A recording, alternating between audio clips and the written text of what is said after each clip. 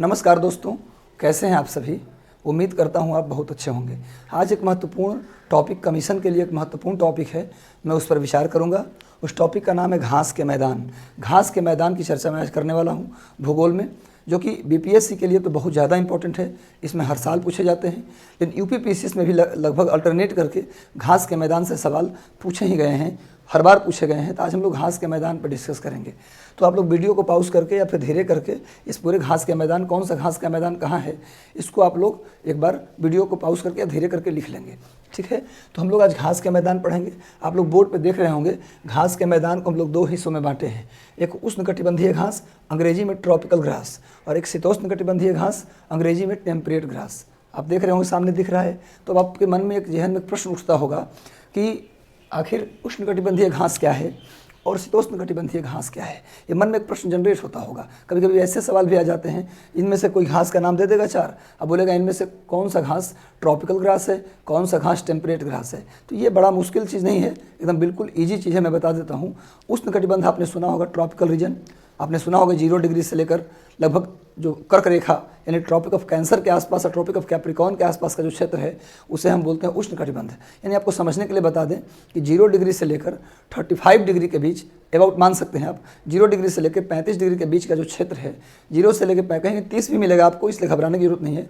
0 से लेकर 35 डिग्री का क्षेत्र जो है, उत्तरी गोलार्ध और दक्षिणी गोलार्ध। उत्तरी गोलार्ध का मतलब अंग्रेजी में नॉर्दर्न हेमिस्फीयर और हिंदी में उत्तरी गोलार्ध, फिर साउदर्न हेमिस्फीयर या दक्षिणी गोलार्ध। आपने पढ़ा होगा कि धरती के बीचों बीच से जो लाइन गुजरती है 0 डिग्री, उसको हम लोग बोलते हैं इक्वेटर यानी विषुवत रेखा। यानी विषुवत रेखा धरती को दो अर्धगोला में बांटती है, दो हेमिस्फीयर में बांटती है। तो विषुवत रेखा के उत्तर वाले को बोलते हैं नॉर्दर्न हेमिस्फीयर, और विषुवत रेखा के नीचे यानी इक्वेटर के नॉर्थ वाले को नॉर्दर्न हेमिस्फीयर, और इक्वेटर के साउथ वाले को साउदर्न हेमिस्फीयर के नाम से हम जानते हैं, ठीक है। तो उत्तरी गोलार्ध और दक्षिणी गोलार्ध, नॉर्दर्न हेमिस्फीयर और साउदर्न हेमिस्फीयर, दोनों गोलार्धों में, दोनों हेमिस्फीयर में जो 0 डिग्री से 35 डिग्री का क्षेत्र है, उसे बोलते हैं उष्णकटिबंध। और फिर 35 डिग्री से लेकर के आप एक मान सकते हैं 65 डिग्री तक, 35 से लेकर 65 तक, 35 से लेकर 65 तक, दोनों हेमिस्फीयर में, दोनों गोलार्ध में जाइएगा 35 से लेकर 65 के बीच, तो आपको क्या मिलेगा, क्या मिलेगा आपको, शीतोष्णकटिबंधीय क्षेत्र इन टेम्परेट रीजन। और फिर 65-70 के पार जाइएगा उधर, तो उसको पोलर रीजन कहते हैं। यानी उष्णकटिबंध, शीतोष्णकटिबंध, ध्रुवीय क्षेत्र। ये 3 हिस्सों में पूरे धरती को अरस्तु ने बांटा था। आप बता दें, क्लाइमेट के आधार पर देखें, अगर क्लाइमेटोलॉजी के आधार पर देखें, गर्मी के आधार पर देखें, घटती हुई गर्मी के आधार पर देखें, तो 0 से 35 डिग्री दोनों हेमिस्फीयर में ट्रॉपिकल रीजन बोलते हैं। 35 से लेकर 65-70 के बीच के क्षेत्र को बोलते हैं टेम्परेट रीजन यानी शीतोष्णकटिबंध, और 70 के पार का जो रीजन है उसको पोलर रीजन या ध्रुवीय प्रदेश के नाम से जानते हैं। इस 3 भाग में धरती को बांटने का काम किसने किया था, अरस्तु। ये जो नाम मैं बोल रहा हूँ, मेरा अपना डिवीजन नहीं है, बल्कि अरस्तु के द्वारा, यानी एरिस्टोटल, अंग्रेजी में बोलते हैं उनको एरिस्टोटल, यूनान के निवासी थे। उनके गुरु का नाम था प्लेटो, अरस्तु के गुरु का नाम प्लेटो, और प्लेटो के गुरु का नाम सुकरात था। तो एरिस्टोटल ने ही इस वर्गीकरण को दिया था। यानी विश्व में जलवायु का अगर पूछा जाए, पहला वर्गीकरण किसने किया था, तो अरस्तु ने किया था। यानी ओल्ड फादर पूछा जाए क्लाइमेट का, तो अरस्तु होंगे, एरिस्टोटल होंगे। फादर मैंने ओल्ड फादर यानी एंशिएंट फादर ऑफ क्लाइमेटोलॉजी, तो एरिस्टोटल होंगे। और मॉडर्न फादर अगर पूछा जाए क्लाइमेटोलॉजी का, मॉडर्न फादर किसको कहा जाता है, तो हमारे हैं हम्बोल्ट साहब। हम्बोल्ट महोदय ने क्लाइमेट का एक बड़े पैमाने पर वर्गीकरण किया था। वैसे हम्बोल्ट को मॉडर्न क्लाइमेटोलॉजी का फादर तो बोलते ही हैं, आधुनिक जलवायु विज्ञान का पिता तो कहते ही हैं, साथ साथ वे आधुनिक भूगोल के पिता भी हैं। यानी modern father of modern geography भी अगर आपसे पूछा जाए, फादर ऑफ मॉडर्न ज्योग्राफी, तो भी आंसर होगा हम्बोल्ट। ये लिख लीजिएगा आप अलग से। अब फादर ऑफ मॉडर्न क्लाइमेटोलॉजी भी कहा जाए, तो भी आंसर क्या होगा, हम्बोल्ट। यानी आधुनिक भूगोल के पिता और आधुनिक जलवायु विज्ञान के पिता दोनों हम्बोल्ट होंगे। अब पुराना जलवायु विज्ञान के पिता पूछा जाए तो एरिस्टोटल होंगे, और भूगोल का पुराना पिता पूछा जाए तो एरेटोस्थनीज होंगे। भूगोल के पिता एरेटोस्थनीज शुरुआत में, आधुनिक भूगोल के पिता हम्बोल्ट। तो ये सब तो एक अलग से बातें हो गई, इससे अलग हटके बातें मैंने कर लिया। तो आप समझ गए होंगे उष्णकटिबंध किसको बोलते हैं, शीतोष्णकटिबंध कहते हैं किसको, और ध्रुवीय प्रदेश किसको बोलते हैं, मतलब टेम्परेट किसको बोलते हैं, ट्रॉपिकल किसको बोलते हैं, और किसको बोलते हैं, पोलर रीजन। फिर से बोल देता हूँ, 0 से 35 के बीच वाले क्षेत्र को क्या बोलते हैं हम लोग, ट्रॉपिकल। और 0 से 35 से लेकर 65-70 के बीच को टेम्परेट, और 70 से लेकर के 90 के बीच को हम बोलते हैं पोलर रीजन। तो इसको आप नोट कर लीजिए। तो जाहिर सी बात है, हमने लिखा है उष्णकटिबंधीय घास, इसका मतलब जो घास 0 डिग्री से 35 डिग्री के बीच में पाया जाएगा वो सब उष्णकटिबंधीय घास यानी ट्रॉपिकल ग्रास होगा। और जो घास 35 से लेकर 70 तक 65-70 तक होगा, उसे बोलेंगे शीतोष्णकटिबंधीय घास यानी टेम्परेट ग्रास। अब इन दोनों में कोई कन्फ्यूजन आपका मुझे लगता है नहीं रहा होगा। हम लोग चलते हैं बारी बारी से इन घास पर चर्चा करते हैं। पहले उष्णकटिबंधीय घास की चर्चा कर लेते हैं। तो सबसे पहला घास मैंने लिखा है सवाना। सबसे पहला घास क्या लिखा है? सवाना। ये पाया जाता है मध्य पश्चिम अफ्रीका में। मैं बता दूं थोड़ा सा एक चीज़ और कि जो घास गर्मी उष्णकटिबंधीय मतलब उष्ण माने गर्मी होती है। आप जानते हैं कि जो घास अधिक वर्षा और गर्मी में पैदा होगा, उत्पन्न होगा, वो घास की लंबाई भी ज़्यादा होगी, जिसको बहुत गर्मी भी, पर्याप्त मात्रा में टेम्परेचर भी मिलेगा और पर्याप्त मात्रा में उसको वर्षा की मात्रा भी मिलेगी। तापमान वर्षा दोनों साथ साथ मिला उसको, तो जानते हैं घास की लंबाई भी बढ़ जाएगा और घास की जो टहनियाँ होगी वो काफ़ी हार्ड और कठोर होगी, मतलब वो घास काफ़ी लंबा और कठोर होगा। समझ में आ रहा है बात आपको? तो ऐसे में बताइए क्या ऐसे में गाय पाला जा सकता है? गाय हमेशा मुलायम घास को चरती है, वो कभी कठोर घास और लंबे घासों को नहीं चरती। इसमें ऊँट होगा, जिराफ होगा, हाथी होगा, ये सब घास को खाने के लिए, जंगली भैंसा होगा, ये लोग इस घास को खाएंगे। तो इस क्षेत्र में कम से कम गाय तो नहीं पाला जा सकता है। भैंस पाल सकते हैं, ऊँट पाल सकते हैं, जिराफ पाल सकते हैं, ये पाल सकते हैं, लेकिन गाय नहीं पाल सकते, भेड़ नहीं पाल सकते, क्योंकि भेड़ और गाय के लिए आपको मुलायम घास चाहिए। तो मुलायम घास कहाँ होगा? जहाँ बारिश कम होती हो और टेम्परेचर थोड़ा कम होता हो। तो एक और विशेषता जान गए इसका, उष्णकटिबंधीय घास की लंबाई अधिक होती है, कठोर होता है उसका टहनी। क्यों? क्योंकि इस घास में जो जिस क्षेत्र में घास मिलता है वहाँ वर्षा अधिक और तापमान अधिक होता है। अतः जितनी भी घास का नाम लिखे हैं उष्णकटिबंधीय घास की श्रेणी में, ये सब के सब घास क्या होगा? ये सब के सब घास कठोर होगा और इसकी लंबाई अधिक होगी, क्योंकि इस क्षेत्र में वर्षा अधिक होता है और तापमान अधिक होते हैं। इस क्षेत्र की तुलना में यहाँ वर्षा भी कम और तापमान भी कम, अतः यहाँ मुलायम घास होंगे और घास की लंबाई कम होगी। ये अंतर है दोनों घास के बीच। यहाँ पर गाय पाले जाएंगे, भेड़ पाले जाएंगे, यानी इस क्षेत्र में गाय और भेड़ पाले जा सकते हैं। यानी इस क्षेत्र में जहाँ भी घास पाया जाएगा, तो नया जी के मिल गया। अपने आप अगर कॉमन सेंस लगाया जाए गाय भेड़ कहाँ पाला जाएगा, तो देखेंगे कि जहाँ मुलायम घास होगी, जहाँ पर बारिश कम होगी, जहाँ ये सब मिला करके आप आराम से बता देंगे कौन सा क्षेत्र में गाय भेड़, कौन से क्षेत्र में जिराफ और ऊँट और ये सब पाला जाएगा। तो समझ गए आप लोग? तो हम लोग सबसे पहले बात करते हैं सवाना का। सवाना घास जो है इस सब की लंबाई अधिक है, जितनी भी घास है लंबाई अधिक, कठोर है। ये मध्य पश्चिम अफ्रीका में मिलता है। सवाना घास जो है मध्य पश्चिम अफ्रीका में मिलता है, मतलब केन्या से होते हुए अगर आप चलिएगा तो केन्या, घाना, उसके बाद आइवरी कोस्ट, ये पूरा जो है नाइजीरिया, ये सब क्षेत्र में क्या मिल जाएगा आपको? आप जाइएगा मध्य पश्चिम अफ्रीका में, केन्या से लेकर नाइजीरिया, घाना होते हुए, नाइजर होते हुए आप आइवरी कोस्ट तक चले जाइए, ये घास मिलेगा आपको। आइवरी कोस्ट तक चले जाइए, सवाना घास अगर पूछा जाए कहाँ मिलेगा तो क्या बोलेंगे? केन्या से लेकर के आप चले जाइए घाना होते हुए, नाइजीरिया, नाइजर होते हुए, पूरा वो क्षेत्र आप देखिएगा मैप में जाकर, आप फिजिकल मैप निकालिएगा, उसमें देखिएगा एक ग्रीन कलर से पेंट किया हुआ रहता है, ग्रीन कलर में पूरा पेंट रहता है। मैप में जाकर अफ्रीका का देखिएगा आप, ग्रीन पेंट होता है, वो पूरा सवाना घास का क्षेत्र दिखाया हुआ है। उसी प्रकार वही उसी क्षेत्र में एक और घास है जिसका नाम है हाथी घास। हाथी घास भी उसी क्षेत्र में मिलता है।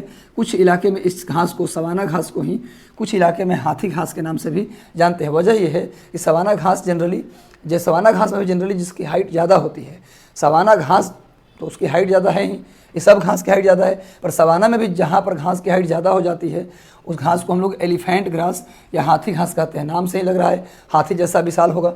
इसके बाद थर्ड नंबर पे हम लोग आते हैं, ये दोनों सेम जगह पे हो गया, मध्य पश्चिम अफ्रीका, क्योंकि सवाना घास को ही हम लोग एलिफेंट ग्रास भी कहते हैं, क्योंकि सवाना में जिसकी हाइट बढ़ जाती है उससे हम लोग हाथी घास के नाम से जानते हैं। तीसरे नंबर पर आते हैं लानोस। लानोस वेनेजुएला में है। वेनेजुएला दक्षिण अमेरिका का देश है। वेनेजुएला जो है वो दक्षिण अमेरिका का देश है। वेनेजुएला कहाँ का देश है बच्चों? दक्षिण अमेरिका। वेनेजुएला की राजधानी है कराकास। वेनेजुएला कैपिटल कहाँ है? कराकास। आप लोग कैपिटल, कंट्री और कैपिटल भी याद रखिएगा। दो चीज़ आप लोग याद करें, कंट्री कैपिटल और उसका कैपिटल किस नदी के किनारे है। कंट्री कैपिटल और उसका कैपिटल किस नदी के किनारे है। आपको एक होमवर्क भी दे रहा हूँ, डेली 5-5 कंट्री आप लोग याद करते रहिएगा। ये तरीका है पढ़ने का। एकाएक अगर 193 जो देश हैं उनका देश और उनकी राजधानी याद करेंगे तो आप सोच सकते हैं कितना बोझिल है वो। 2 देश 2 राजधानी डेली कर लें, तब भी आराम से 2-3 महीने में सारा कंट्री कैपिटल अच्छे से याद हो जाएगा। उनकी करेंसी भी अगर हो जाए तो और बढ़िया बात है। तो वेनेजुएला दक्षिण अमेरिका का देश है, वहाँ लानोस घास मिलता है। वेनेजुएला के विषय में एक बात और बता दूं कि वेनेजुएला में, दक्षिण अमेरिका में वेनेजुएला एक ऐसा देश है, दक्षिण अमेरिका में वेनेजुएला एक ऐसा देश है जहाँ पर सबसे अधिक पेट्रोलियम मिलता है। पूरे साउथ अमेरिका में पूछा जाए कि सबसे अधिक पेट्रोलियम कहाँ पाया जाता है तो क्या बोलेंगे हम लोग? वेनेजुएला में। वेनेजुएला पूछा जाए सबसे ज़्यादा, पूरे दुनिया की नहीं बात कर रहा हूँ, वैसे तो सऊदी अरब है, लेकिन पूछा जाए कि साउथ अमेरिका में सबसे अधिक पेट्रोलियम का भंडार कहाँ है? वेनेजुएला में। इसको भी आप अलग से नोट कर ले सकते हैं तो ज़्यादा फायदेमंद रहेगा। इसके अलावा वेनेजुएला में एक झील भी है जिसका नाम है माराकाइबो झील। वेनेजुएला में एक झील है जिसका नाम है माराकाइबो झील, माराकाइबो झील या माराकाइबो लेक कह सकते हैं अंग्रेजी में। ठीक है। तीसरे नंबर ये भी लानोस क्या है, उष्णकटिबंधीय घास है। चौथे नंबर पे आते हैं कैंपोश, ये ब्राज़ील में है, ब्राज़ील में है, ब्राज़ील में कैंपोस है, ये भी उष्णकटिबंधीय घास है। मैं बता दूं कि ब्राज़ील की राजधानी है ब्रासिलिया, ब्राज़ील की राजधानी ब्रासिलिया है। पहले ब्राज़ील की राजधानी थी रियो डी जेनेरियो, लेकिन बाद में चेंज करके इसको ब्रासिलिया कर दिया गया। ब्राज़ील की राजधानी ब्रासिलिया कर दिया, पहले रियो डी जेनेरियो इसकी राजधानी थी। अब मैं आपको बता दूं कि ब्राज़ील में एक जगह है सेंटोस, ब्राज़ील में एक प्लेस है सेंटोस, सेंटोस अंग्रेजी में तो लिखते हैं संतोष, अंग्रेजी में तो संतोष ही लिखते हैं, लेकिन हिंदी में लिखते हैं सेंटोस। ये ब्राज़ील का जगह है। ये जगह कहाँ है, ब्राज़ील में है। सेंटोस कहाँ है, ब्राज़ील में। सेंटोस जो है ये ब्राज़ील में एक प्लेस है जिसको हम लोग कॉफ़ी पोर्ट कहा जाता है। दुनिया का पूछा जाए पूरे विश्व का कॉफ़ी बंदरगाह के नाम से, कॉफ़ी पोर्ट के नाम से किसको जाना जाता है, जहाँ से समुद्र के रास्ते व्यापार होता है उस जगह को पोर्ट कहा जाता है, बंदरगाह कहा जाता है। तो सेंटोस बंदरगाह ब्राज़ील में है जिसे पूरे दुनिया का कॉफ़ी बंदरगाह के नाम से जानते हैं। सेंटोस बंदरगाह ब्राज़ील में है जिसे दुनिया के कॉफ़ी बंदरगाह के नाम से जानते हैं। वैसे मैं बता दूं कि कॉफ़ी के उत्पादन में ब्राज़ील का पहला स्थान है पूरे दुनिया में। कॉफ़ी के उत्पादन में ब्राज़ील का पहला स्थान है। और भारत में अगर पूछा जाए तो कॉफ़ी के उत्पादन में कर्नाटक का पहला स्थान है। कॉफ़ी के उत्पादन में इंडिया में पूछा जाए तो कर्नाटक का पहला स्थान है। अगर पूछा जाए वर्ल्ड में तो कॉफ़ी के उत्पादन में ब्राज़ील का पहला स्थान है। और उसी में एक जगह है सेंटोस जिसको कॉफ़ी बंदरगाह के नाम से हम जानते हैं। तो जितना एक्स्ट्रा बात बोल रहा हूँ वो सब इंपॉर्टेंट है, लिखते चलिएगा, ठीक है। बहुत बेहतरीन क्लास करने की कोशिश कर रहा हूँ। आप लोग को मैं बता दूं कि इस वीडियो को पूरा अंत तक देखते रहिएगा आप लोग। मैं बता दूं कि पूरा महत्वपूर्ण जानकारी आपको आज मिलने जा रहा है। वीडियो को पूरा जरूर देखिएगा और अच्छा लगे वीडियो तो मेरे दोस्त प्लीज़ मेरे चैनल को सपोर्ट कीजिए, क्योंकि आपको सपोर्ट की बहुत ज़रूरत है। और जो लिंक हमारा है उसको अधिकतम अपने दोस्तों तक इसे शेयर कीजिए। और इस वीडियो को अच्छा लगे तो इसको लाइक जरूर करिएगा। और अगर अभी तक मेरे चैनल को सब्सक्राइब नहीं किए हैं तो आप सब्सक्राइब कर दें, बेल आइकन दबा दें ताकि आपको और वीडियोज़ हमारे मिलते रहें। तो प्लीज़ दोस्त इसको शेयर करिएगा, तभी हम आगे बढ़ पाएंगे। अगर लगे कि नहीं ये सर अच्छे हैं और अच्छे से बता रहे हैं तो आप ज़रूर वीडियो को शेयर कीजिएगा। चलिए बच्चों, इसके लिए आपको तहे दिल से शुक्रिया, आशीर्वाद, धन्यवाद। तहे दिल से शुक्रिया, आशीर्वाद, धन्यवाद। और इसके अलावा नीचे मैं आपको टेलीग्राम चैनल का लिंक भी दूंगा। टेलीग्राम चैनल है मेरा अपना, उसका लिंक दूंगा, उस पर आप ज्वाइन कर लीजिएगा, जहां ये पूरा मैटर आपको चला जाएगा। साथ ही साथ हर दिन का कुछ टेस्ट हम लेते हैं बच्चों से, वो टेस्ट सीरीज का जो लिंक है वो भी आपको टेलीग्राम ग्रुप पे ही जाएगा। तो टेलीग्राम ग्रुप पे आपको बहुत कुछ मिल जाएगा। अतः टेलीग्राम लिंक भी आप मेरा ज्वाइन कर लीजिएगा, जो कि इसके डिस्क्रिप्शन में दिया हुआ रहेगा। चलिए हम लोग अगले घास पे आते हैं, ग्रान चाको। ग्रान चाको जो घास है वो भैया अर्जेंटीना में है। ये भी उष्णकटिबंधीय घास है। मैं एक चीज़ बता दूं आपको कि अर्जेंटीना की जो राजधानी है वो है ब्यूनस आयर्स। अर्जेंटीना की राजधानी ब्यूनस आयर्स। और दक्षिण अमेरिका में अगर देखा जाए जो क्षेत्रफल के हिसाब से सबसे बड़ा देश है ब्राज़ील के बाद। समझो, क्षेत्रफल की दृष्टि से ब्राज़ील के बाद सबसे बड़ा देश है कौन, अर्जेंटीना। ब्राज़ील के बाद दक्षिण अमेरिका में क्षेत्रफल की दृष्टि से अर्जेंटीना सबसे बड़ा देश है। अब मैं बता दूं कि अर्जेंटीना का जो विस्तार है, अक्षांशीय विस्तार, माने अर्जेंटीना का जो लैटिट्यूडनल जो उसका मतलब लेंथ में जो उसका विस्तार है वो बहुत अधिक है। इसीलिए उसका जो क्षेत्र पड़ता है उष्णकटिबंध में भी उसका क्षेत्र पड़ता है और शीतोष्ण कटिबंध में भी उसका क्षेत्र पड़ता है। मतलब उसका क्षेत्र जो है ट्रॉपिकल रीजन में भी चला आता है अर्जेंटीना का, और टेम्परेट रीजन में भी चला आता है। देखेंगे यहाँ पर भी अर्जेंटीना है और यहाँ पर भी अर्जेंटीना है। इसकी लंबाई अधिक है इसलिए। अर्जेंटीना की राजधानी कहाँ है, ब्यूनस आयर्स है। याद रखिएगा। मैं बता दूँ एक चीज़ और अर्जेंटीना के बारे में, अर्जेंटीना के बारे में एक चीज़ और जान जाइए। आपको पता होगा कि एंडीज पर्वत जो है वो साउथ अमेरिका में है। एंडीज पर्वत का विस्तार साउथ अमेरिका में है। पूरे एंडीज पर्वत की सबसे ऊंची चोटी माउंट एकांकागुआ ये अर्जेंटीना में ही है। माउंट एकांकागुआ लिख लीजिए, अर्जेंटीना में है। माउंट एकांकागुआ अर्जेंटीना में है। ये पूरे दक्षिण अमेरिका की और पूरे एंडीज पर्वत की सबसे हाईएस्ट पीक है। पूरे एंडीज पर्वत की और पूरे दक्षिण अमेरिका की सबसे ऊंची चोटी है, क्या नाम है उसका, माउंट एकांकागुआ, अर्जेंटीना में ही है। और मैं बता दूं एंडीज पर्वत के बारे में कि एंडीज पर्वत पूरे दुनिया की सबसे लंबी पर्वतमाला है। एंडीज पर्वतमाला पूरे दुनिया की सबसे लंबी पर्वतमाला है, जो पूरे उत्तर से लेकर दक्षिण तक साउथ अमेरिका में फैला हुआ है। यानी एंडीज पर्वत सिर्फ अर्जेंटीना में नहीं है, ब्राज़ील में भी है, उसके बाद पेरू में भी है, उसके बाद इक्वेडोर में भी है। लेकिन जो पूरे जो हमारा पर्वत है एंडीज पर्वत, उसकी जो हाईएस्ट पीक है एकांकागुआ, वो पड़ता है कहाँ, अर्जेंटीना में पड़ता है। उसको आप ध्यान रखिएगा, एकांकागुआ अर्जेंटीना में है। और बता दूं कि एंडीज पर्वत पूरे दुनिया की सबसे लंबी पर्वतमाला है जो साउथ अमेरिका में है। तो अर्जेंटीना में जो घास है उष्णकटिबंधीय यानी ट्रॉपिकल घास है, उसका नाम है ग्रान चाको। याद रखिएगा आप। अगले घास पर हम लोग आते हैं पटाना। पटाना घास श्रीलंका में है। पटाना घास कहाँ है, श्रीलंका में। पटाना घास श्रीलंका में है। ये भी उष्णकटिबंधीय, ऐसे भी गेस कर सकते हैं कि ट्रॉपिकल रीजन में ही श्रीलंका पड़ता है। काले काले लोग होते हैं, जहाँ गर्मी पड़ता है वहाँ काले काले लोग होते हैं। जैसे सूर्या वाला आप देखे होंगे, अब मैच जयसूर्या हो गया, लसिथ मालिंगा हो गया, क्रिकेटर का नाम सब लोग जानते हैं, काले लोग होते हैं गर्मी के कारण। तो श्रीलंका में जो घास मिलता है पटाना है। श्रीलंका की राजधानी जो है अब बन गया नया जयवर्धनेपुरा। श्रीलंका की नई राजधानी बन गई जयवर्धनेपुरा श्रीलंका की नई राजधानी है। वहाँ जो घास उसका नाम है पटाना। अच्छा, श्रीलंका में एक नदी बहती है जिसका नाम है महावेली गंगा। श्रीलंका में एक नदी बहती है जिसका नाम है महावेली गंगा। इसे बोलते हैं श्रीलंका की गंगा। श्रीलंका की सबसे पवित्र नदी माना जाता है महावेली गंगा को। श्रीलंका की सबसे पवित्र नदी माना जाता है महावेली गंगा को माना जाता है। उसे श्रीलंका की गंगा कहा जाता है, महावेली गंगा को। चलिए हम लोग अगले घास पे आते हैं। सेल्वा।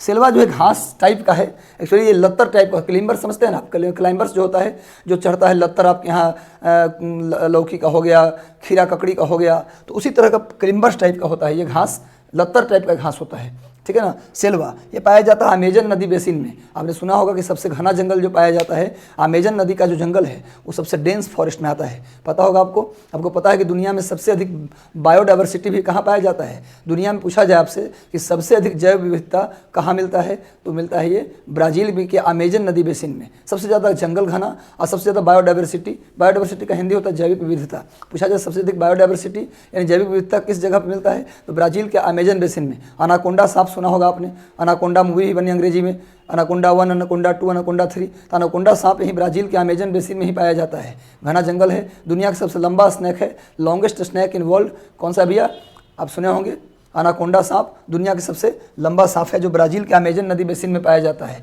और सबसे ज़्यादा बायोडाइवर्सिटी जैव विविधता भी दुनिया में यही पाया जाता है।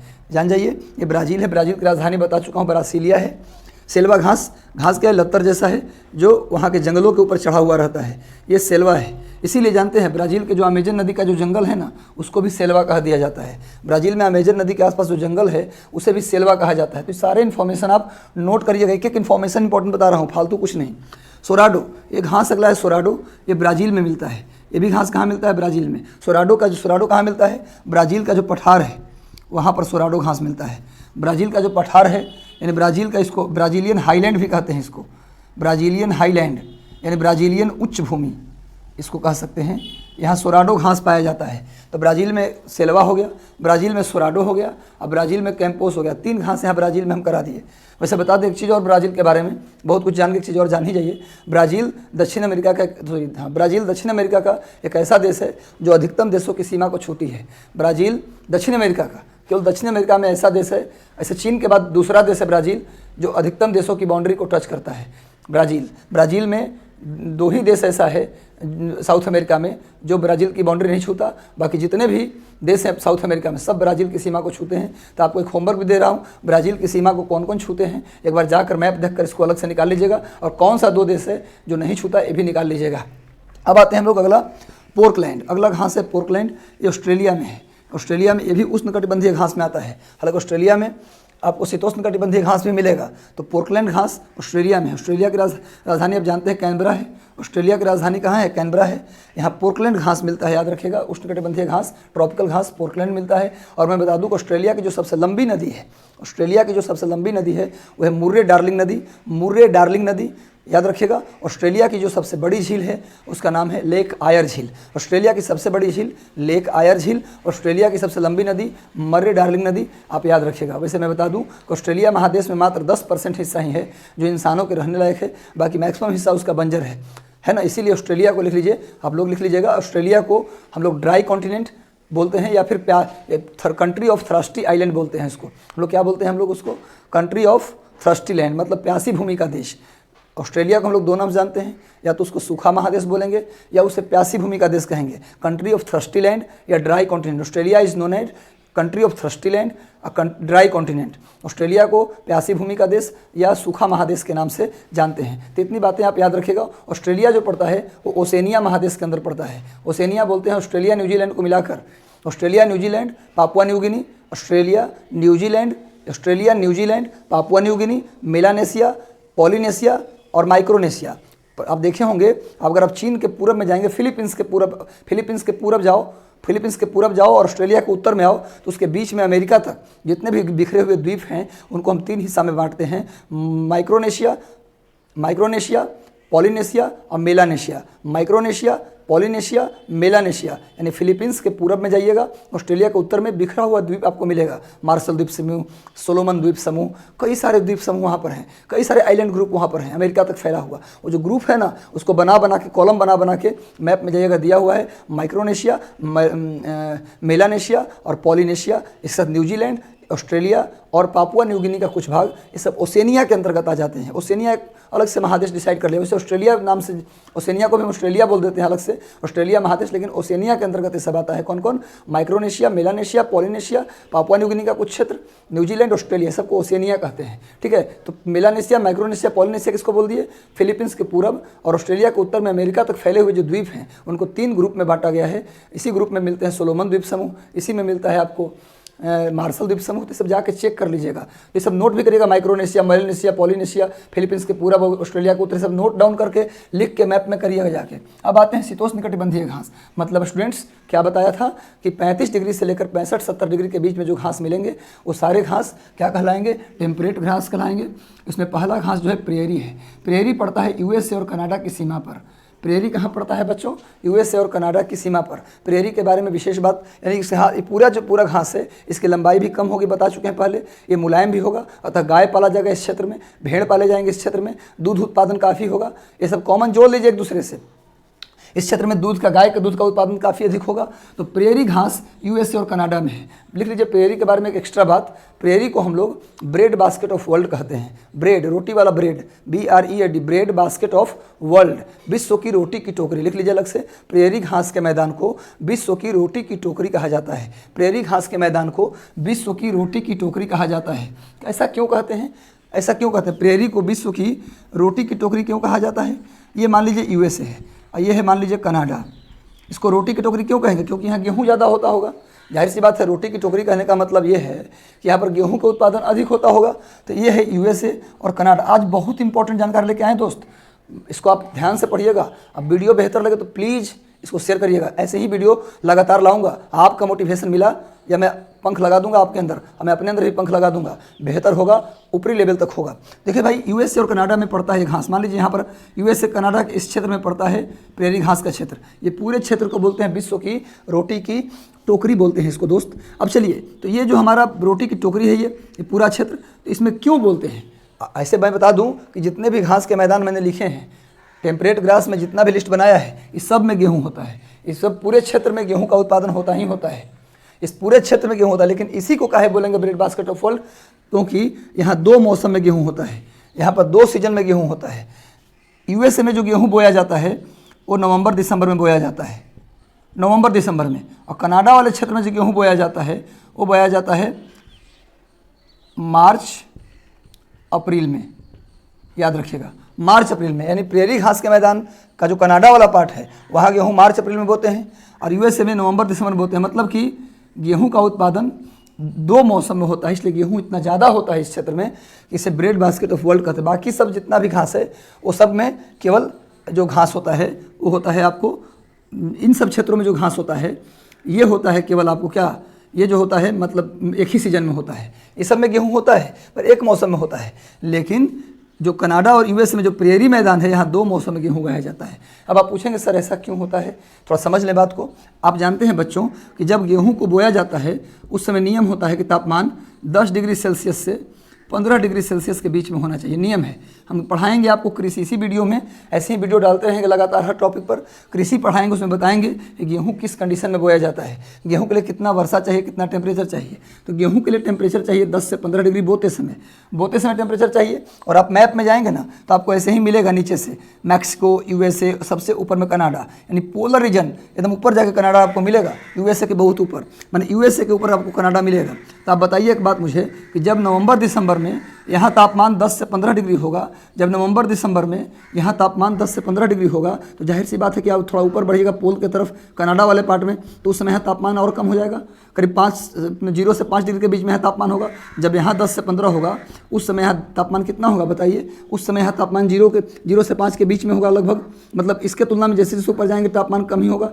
इसका मतलब नवंबर दिसंबर में यूएसए वाले पार्ट में 10 से 15 डिग्री तापमान होता है उस समय यहाँ तापमान कितना होता है, 0 से 5 डिग्री होता है। तो गेहूँ बोने का समय, गेहूँ बोते के समय इतना टेम्परेचर होना ज़रूरी है, 10 से 15 डिग्री, जो कि यहाँ नहीं है। तो यहाँ हम गेहूँ बो देते हैं केवल नवंबर दिसंबर में, इसको मार्च अप्रैल में काटते हैं। लेकिन यही टेम्परेचर यहाँ पर आता है कब, मार्च अप्रैल में। यानी कि जब यहाँ पर मार्च अप्रैल आएगा तो यहाँ का तापमान हो जाएगा 25-30, यहाँ का तापमान हो जाएगा 25 के आसपास। जब यहाँ 25 तापमान होगा तो यहाँ का तापमान उस समय कितना हो जाएगा, 10 से 15 डिग्री। तो जब यहाँ मार्च अप्रैल में 10-25 होगा तापमान, गेहूँ कटने का समय होगा, तो उस समय गेहूँ पकने लगेगा 25 डिग्री तापमान में, तो उस समय यहाँ का तापमान हो जाएगा 10 से 15। तो यहाँ हम गेहूँ मार्च अप्रैल में बो देते हैं। और जून जुलाई में यहाँ 25 डिग्री तापमान आता है तो गेहूँ पकने लगता है, तो यहाँ भी गेहूँ काट लेते हैं। तो दोस्त आपको समझ में आ गया होगा कि यहाँ पर 2 मौसम में गेहूँ होता है, नवंबर दिसंबर में। यहाँ क्यों होता है, यहाँ क्यों नहीं, समझ में आ गया होगा। बार बार इस वीडियो को देखिएगा, मैं नंबर दे दूंगा, अगर समझ में नहीं आएगा तो कॉल भी कर ले सकते हैं मुझे, अंतिम में नंबर आपको दे दूंगा। तो मार्च अप्रैल में, तो यहाँ पर जो गेहूँ बोया जाता है नवंबर दिसंबर में, उसको बोलते हैं शीतकालीन गेहूँ, विंटर व्हीट। लिख लीजिए, जो गेहूँ नवंबर दिसंबर में बोया जाता है उसे बोलते हैं हम लोग, क्या बोलते हैं, शीतकालीन, यानी कि विंटर व्हीट बोलते हैं उसको, शीतकालीन गेहूँ, विंटर व्हीट। और जो गेहूँ मार्च अप्रैल में बोया जाता है, जो गेहूँ मार्च अप्रैल में बोया जाता है उसे बोलते हैं स्प्रिंग व्हीट, यानी कि बसंतकालीन गेहूँ, उसे बोलते हैं स्प्रिंग व्हीट, यानी बसंतकालीन गेहूँ। आप जानते ना हैं कि मार्च में हमारा फरवरी मार्च का जो महीना होता है अप्रैल तक लगभग, वो क्या होता है, बसंत काल कहलाता है। तो बसंतकालीन गेहूँ बोलते हैं क्योंकि मार्च अप्रैल में बोया जाता है, यहाँ बोया जाता है नवंबर दिसंबर में। तो टेम्परेचर का कंडीशन जो गणित था समझा दिए, अगर ना समझ में आए तो हमसे आप कॉल करके मैसेज करके पूछ सकते हैं। तो क्यों बोलते हैं प्रेरी को ब्रेड बास्केट ऑफ फल, समझ में आ गया, क्योंकि 2 मौसम में यहाँ गेहूँ उगाते हैं। यूएसए कनाडा में है, यूएसए की राजधानी वाशिंगटन डीसी है और कनाडा की राजधानी ओटावा है। यूएसए की राजधानी वाशिंगटन डीसी है और कनाडा की राजधानी ओटावा है। नंबर 2 पे आते हैं पंपास, ये अर्जेंटीना, उरुग्वे और पराग्वे में है। पंपास घास कहाँ है, अर्जेंटीना,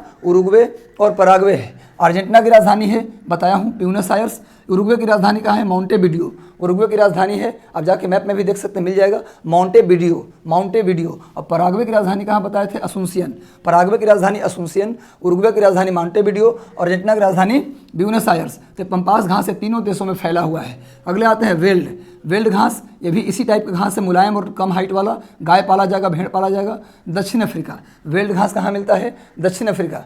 अब जानते हो दक्षिण अफ्रीका जहाँ पर प्रिटोरिया इसकी राजधानी, प्रशासनिक राजधानी कहाँ है, प्रिटोरिया। दक्षिण अफ्रीका की राजधानी प्रिटोरिया, आप याद रखिएगा। तो वेल्ड घास दक्षिण अफ्रीका में है। चौथा स्टेपी घास कहाँ है बच्चों, बताइए आप, यूरेशिया। स्टेपी कहाँ है, यूरेशिया कहने का मतलब होता है यूरोप और एशिया की सीमा पर, यानी रूस का जो पश्चिमी हिस्सा है और यूक्रेन का जो क्षेत्र है, यूक्रेन और रूस का जो बेल्ट है, उस पूरे बेल्ट में जो घास मिलता है उसे हम स्टेपी घास के नाम से जानते हैं स्टूडेंट्स। समझ में आ रहा होगा आपको। तो स्टेपी घास यूरेशिया मिलता है, मतलब रूस यूक्रेन के सीमा पर, रूस का पश्चिमी पार्ट, यूक्रेन का जो पूर्वी पार्ट है उसके सीमा पर जो घास मिलता है उसे बोलते हैं स्टेपीज बोलते हैं, क्वालिटी सेम है। उसके बाद डाउन्स घास है ऑस्ट्रेलिया में, डाउन्स ऑस्ट्रेलिया के बारे में बता चुके हैं। राजधानी कैनबरा, सबसे बड़ी नदी मर्रे डार्लिंग नदी और सबसे बड़ी झील क्या है भैया, आयर झील, ये सब बता चुके हैं। ऑस्ट्रेलिया को क्या बोलते हैं, ड्राई कॉन्टिनेंट और country of thirsty land. Australia को बोलते हैं प्यासी भूमि का देश या सूखा महादेश। अगला आते हैं कैंटरबरी, ये घास न्यूजीलैंड में है, कैंटरबरी न्यूजीलैंड में है। और न्यूजीलैंड की राजधानी कहाँ है, बेलिंगटन। और मैं बता दूं कि न्यूजीलैंड 2 हिस्सा में बटा हुआ, मैप में जाकर देखिएगा, नॉर्थ न्यूजीलैंड और साउथ न्यूजीलैंड। ये दोनों को अलग करता है कुक स्ट्रेट। एक कुक महोदय थे, ब्रिटेन के रहने वाले एक यात्री थे कुक, जिन्होंने ऑस्ट्रेलिया न्यूजीलैंड दोनों की खोज की थी। ऑस्ट्रेलिया न्यूजीलैंड दोनों की खोज कैप्टन कुक ने की थी, जो ब्रिटेन के रहने वाले थे। इसीलिए इनके नाम पर नॉर्थ न्यूजीलैंड और साउथ न्यूजीलैंड के बांटने वाला जो स्ट्रेट है उसी को बोलते हैं हम लोग कुक स्ट्रेट। वैसे मैं बता दूं कि जो स्ट्रेट होता है उसका हिंदी होता है जल संधि, स्ट्रेट का हिंदी होता है जल संधि। तो कुक स्ट्रेट जो है, कुक जल संधि जो है, वो अलग करता है नॉर्थ न्यूजीलैंड को साउथ न्यूजीलैंड से। ठीक है, आप लोग याद रखिएगा। अगला आते हैं न्यूजीलैंड के बाद 7वां पुस्टाज एक घास है, ये बच्चों हंगरी में है। हंगरी आप लोग याद हो गया, हंगरी। ठीक है, हंगरी यूरोप में है। हंगरी के बारे में विशेष बात बता दूं कि हंगरी यूरोप का लैंड लॉक्ड कंट्री है। हंगरी जो है यूरोप में एक देश है जो लैंड लॉक्ड है, मतलब कि भू आबद्ध देश है। लैंड लॉक्ड कंट्री उसे बोलते हैं जिसकी बाउंड्री कहीं से समुद्र को नहीं छूता है। तो हंगरी एक ऐसा देश है जिसकी सीमा समुद्र को नहीं छूता। तो यूरोप में एक देश है हंगरी जो लैंड लॉक्ड है। बीपीएससी 63वीं का क्वेश्चन था, 63rd में पूछा था इनमें से कौन सा देश लैंड लॉक्ड है, तो उसमें 4 देश दिया था यूरोप का। जाके देख लीजिए, 63वीं बीपीएससी का सवाल है ये, उसमें हंगरी आंसर होता, हंगरी। ठीक है, तो हंगरी आप याद रखें, पुस्टाज घास वहाँ पर है, ये भी शीतोष्ण कटिबंधीय घास है। तो ये पूरे जो क्षेत्र है यहाँ पर गाय और भेड़ पाला जाता है। आपको मैं बता दूँ, इस पूरे क्षेत्र में भैंस, जिराफ और हाथी और जंगली भैंसा पाए जाते हैं। तो ये पूरा घास के मैदान का पूरा एक हमारा डिटेल वीडियो है बच्चों। धीरे धीरे मरुस्थल पर भी वीडियो बना देंगे, धीरे धीरे समुद्र की जलधाराओं को बेहतर तरीके से, लेकिन जलधारा को हम पढ़ाएंगे 3-4 वीडियो बना करके, क्योंकि उसमें बहुत बड़ा कॉन्सेप्ट है। मैं चाहता हूँ कि उसको यूपीएससी लेवल तक ले जाया जाए। जलधाराएँ क्यों चलती हैं, क्यों गर्म क्यों ठंडे, उसका आर्थिक प्रभाव क्या है, पूरी वीडियो बनाएंगे। उसके अलावा आपको कोरल रीफ पर भी 2 दिन में वीडियो बनाएंगे। बेहतरीन वीडियो मिलता जाएगा आपको इसी तरह से यूट्यूब पर। इसके साथ मैं बता दूं कि अगर वीडियो आपको अच्छा लगा हो तो प्लीज़ इसे लाइक कर दें, कमेंट भी डालें।